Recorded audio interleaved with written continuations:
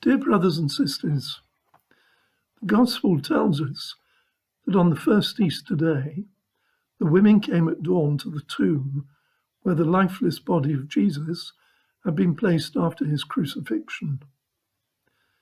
They came to wash and anoint his body, a ministry that had been denied him 3 days before because the Jewish Sabbath was beginning.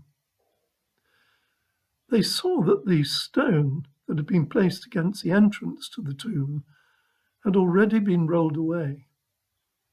They entered the tomb, but saw no one except an angel who told them, "There is no need for you to be afraid. I know you are looking for Jesus, who was crucified, but he is not here. He is risen, as he said he would. See the place where he lay, and then go quickly and tell his disciples." As the women were returning to Jerusalem, the risen Christ himself met them and greeted them.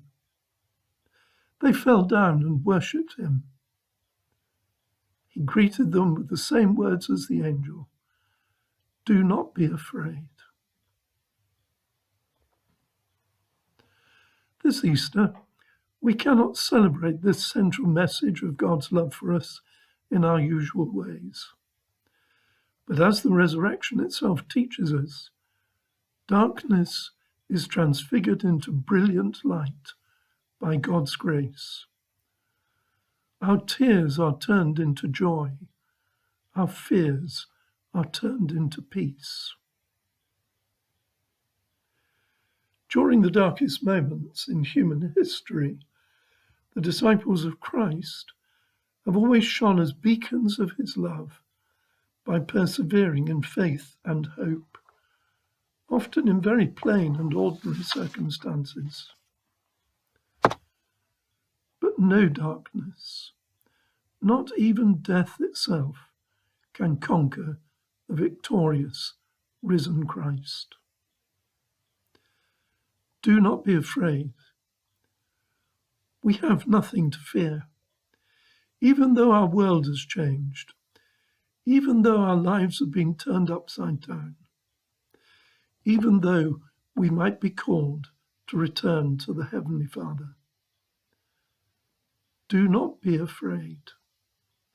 We have nothing to fear.